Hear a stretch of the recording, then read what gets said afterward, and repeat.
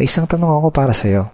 Paano kung sabihin ko sa'yo na ngayon ay meron ng isang legal na paraan para sa ating mga Pilipino kung saan magagawa mong kumita ng extra income gamit ang internet kahit nasa bahay ka lang? Interesado ka bang malaman kung paano to? Kung oo ang sagot mo, ituturo ko sa iyo ng maigi paano ka kikita ng extra income gamit ang internet tulad ko at ng mga kaibigan ko kahit nandyan ka lang sa bahay mo o kahit nasa internet shop ka lang. Bago ang lahat, may gusto muna akong ikwento sa iyo. Sigurado ngayon mo palang ito maririnig. 8 months ago, bandang 3:30 ng hapon, dalawang magkaibigan ang sabay na gumawa ng sarili nilang Facebook account. Ito ay sila Paul at si Eric. Bukod dito, madami pang pareho sa dalawang magkaibigan na to. Pareho sila ng eskwelahang pinanggalingan, pareho sila ng kurso natapos, pareho silang pamilyado na. Pareho silang empleyado na nagtatrabaho ng walang oras araw-araw, parehong nakikipagsiksikan sa MRT pagpapasok ng trabaho, parehong sumasahod kada kinsenas katapusan, parehong nagbabayad ng mga utang pagkasahod, at pareho din silang gustong makaahon sa hirap ng buhay. Pagkalipas ng ilang buwan, nagka-chat uli sa Facebook ang dalawang magkaibigan. Si Paul ganun pa din. Araw-araw pa din siyang stress sa pagtatrabaho ng walang oras araw-araw. Madalas pa siyang mag-overtime kaya wala na siyang oras sa pamilya niya. Balak niya na ding mag-abroad dahil kulang na kulang ang kinikita niya para sa kanyang pamilya.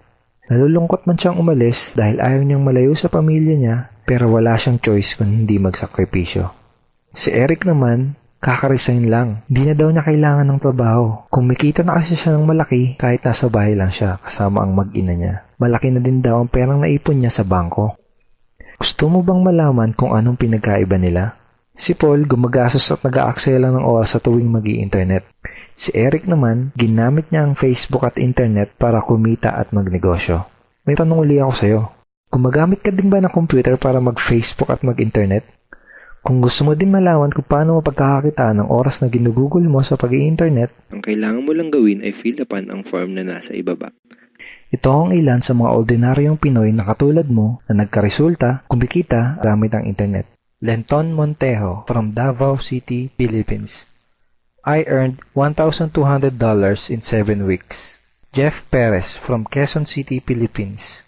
An ordinary guy like me has earned over $4,000 in 2 months. Ivy Amor Dahino from Bangkok, Thailand. Highly recommended opportunity. I've just mentioned this to my friends. Kiko Javier from Davao, Philippines. I'm now averaging about $700 per month since I started this. Reden Kakista, Riyadh, Saudi Arabia. I earned $6,460 using internet only. I'm here in the Middle East working and I'm even earning more than my salary here. Nakakatuwa, di ba? Nung una, naniwala lang sila at sumubok. Ang maganda, pwede ding mangyari sa iyo mga to. Kung gusto mo na ding matutunan kung paano o kikita gamit ang internet, ang kailangan mo lang gawin ay fill upan ang form na nasa ibaba. At ipapadala ko sa email mo ang video na magtuturo sa iyo kung paano ka kikita katulad namin. Go ahead and fill up the form below now.